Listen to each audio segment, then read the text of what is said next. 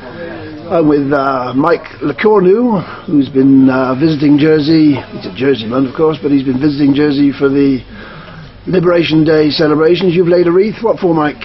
Well, I laid a wreath, which I've always laid ever since the end of the Liberation, in memory of my mother, because she was the one who ensured that we were able to shelter a young Ukrainian, and that's the reason why, that I remember her in that manner, sort of thing, for having done that.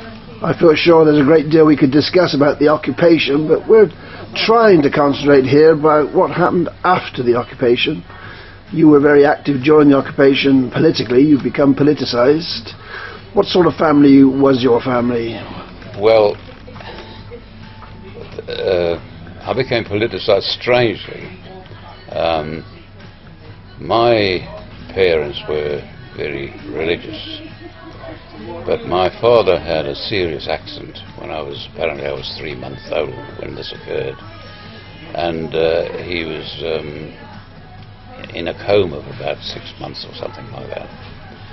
And when he did eventually recover, and my mother was advised by the doctor not to contradict him or anything like that. And so, however, when he did recover, he and my mother felt that it was through divine intervention, as it were, that he'd survived this. So therefore, he then thought that he should play a better role in the church, and he decided to become an organ grinder. What's an organ player? Organist? Anyway, he had organ blower. Oh, organ blower. Oh well, that's good. At St George's Church. Oh, right. In St One. Anyway, after a while, he sort of realised that the hierarchy of the church sort of considered to him to be below them, that sort of, and he felt that this was not a very Christian-like attitude. So he was dissatisfied with that. And then during that time, there was a group of people that came over from England and held what they called gospel meetings. They came around the houses and announced that they'd organised a meeting at a particular hall. And this organisation had no name, and it was very, very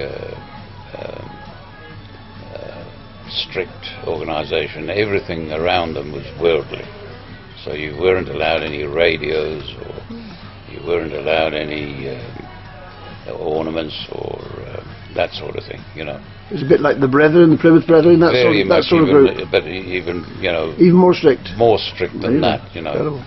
And so that was the environment in which I was. That was the environment in which I was brought up.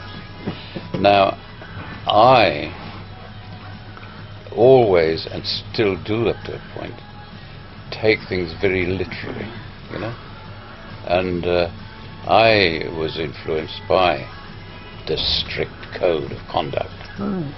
But then, eventually, I realized that those who were imposing such a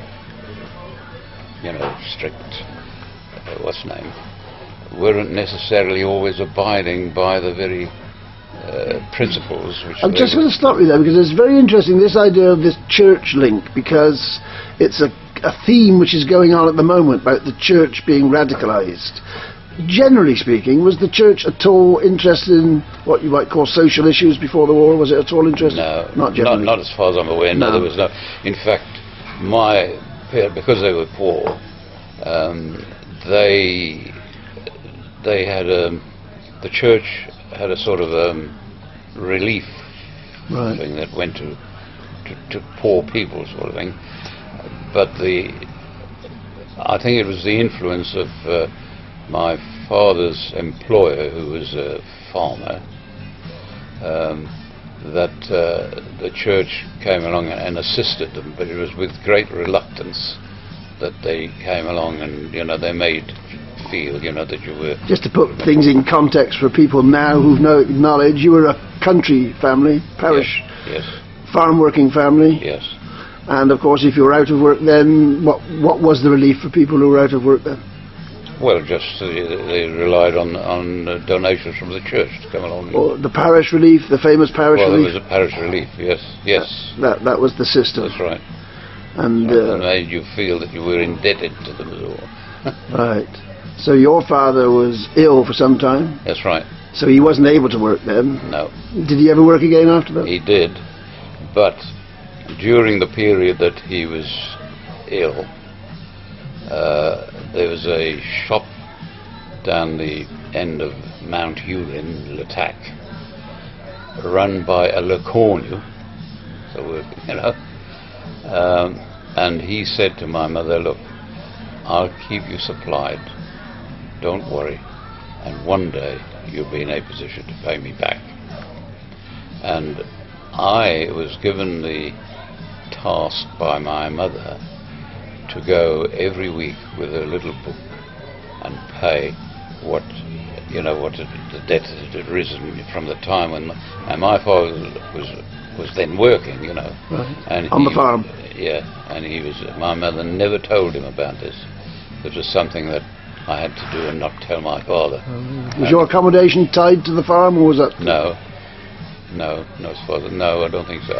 I'm not sure whether, but it wasn't tied to the farm. No. No. Presumably at some point you got some education put into you.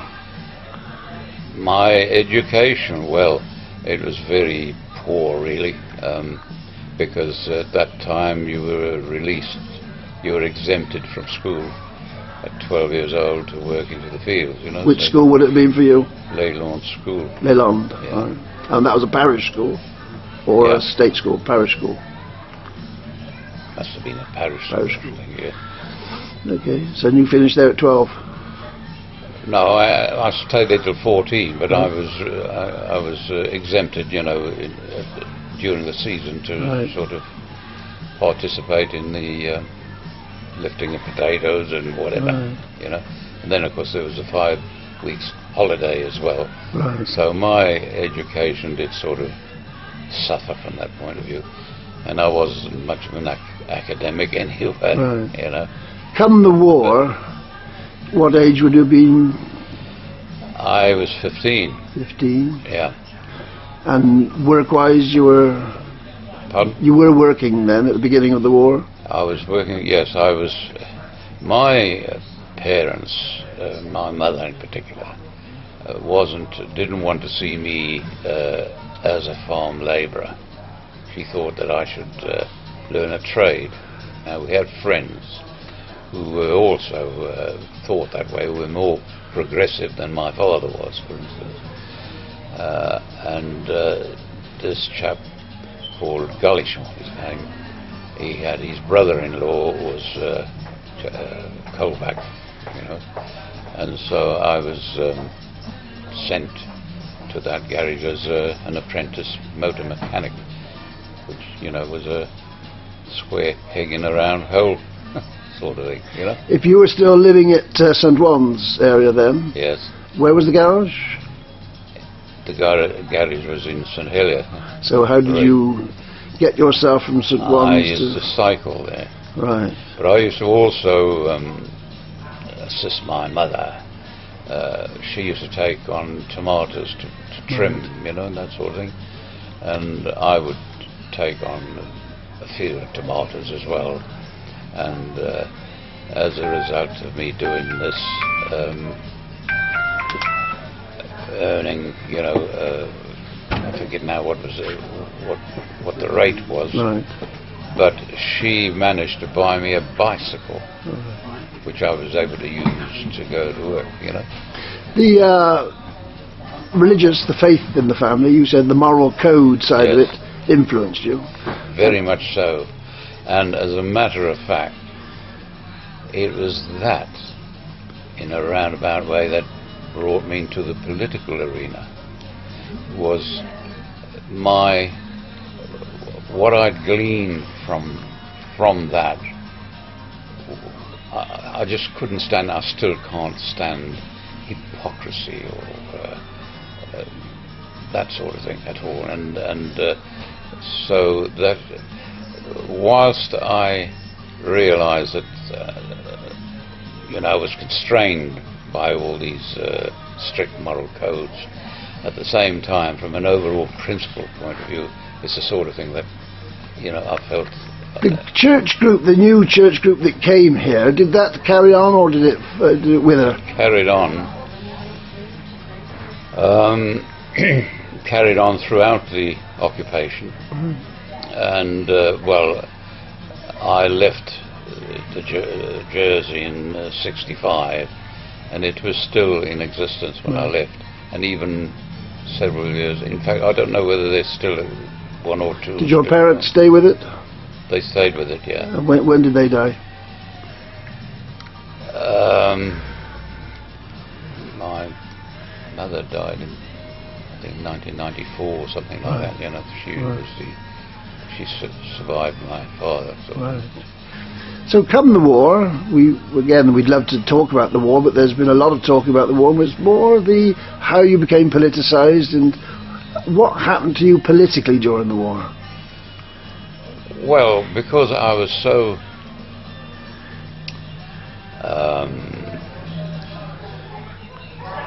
against the fact that we were occupied by a foreign power, and I sought ways and means of doing something that would obstruct them, as it were. But I was restricted in a sense because of the fact that I'd been constrained by this religious thing. So that a lot of the people that I'd been to school with and that sort of thing, they developed, into a more worldly sort of way. And so in a sense I was isolated from them. So I didn't have a lot of contacts outside and that sort of thing. But I did meet up with a couple of people, and these were the Galicians, who set up this little British Patriots. British Patriots? Yeah. Oh, right. And we issued leaflets which were criticising collaborators, urging people to disobey German orders and that sort of thing, supporting people that hid their radios, disseminating news and that sort of thing. And eventually, because of that sort of activity that was taking place, the Germans decided to take hostages. They were seeking information as to who this organisation was, and they then took hostages. Did any of your group get taken? Yes. They managed to find one of the guys. We didn't know. I mean, I would know you, and you would know Nick, but I wouldn't know Nick. And this chap was apprehended by the Germans, and they managed to force him to divulge the name of two, and it was the Galicians, the ones who set up the organisation, and so they released the hostages, who were prominent people, and they imprisoned one of them. I don't know whether they sent him to the French jail or not, I'm not sure, but his brother was sent to Germany and remained incarcerated in Germany for the whole length of the war. But survived? He survived, but apparently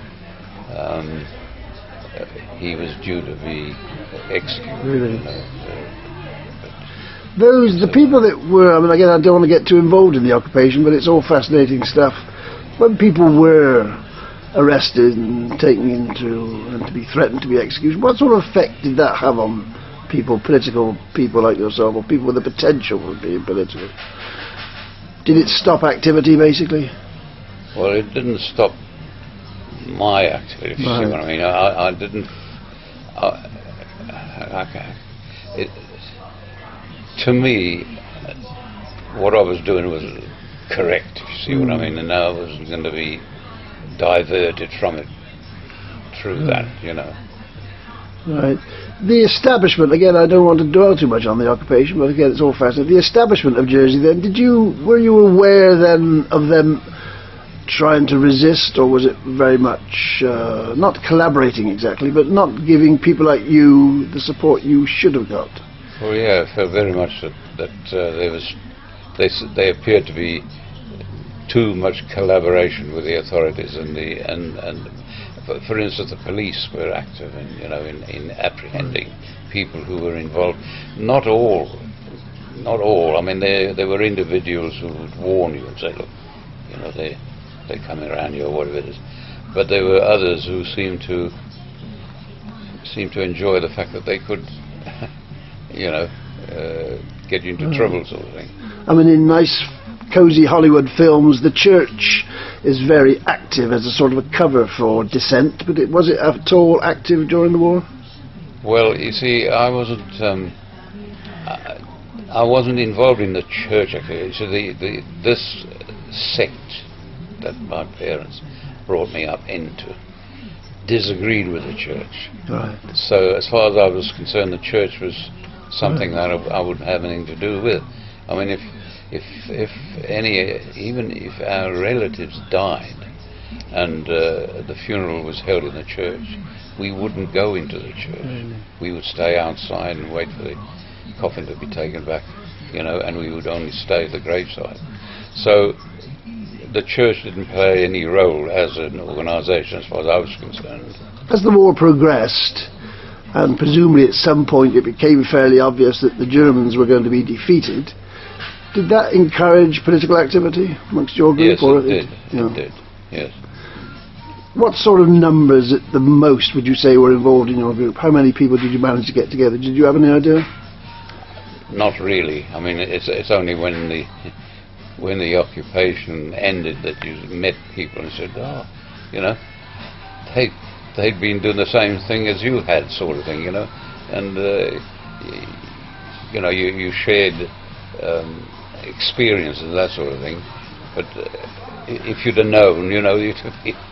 One thing that Norman Le Broc mentions is that he had contact with German soldiers who wanted to potentially run an uprising. That's right.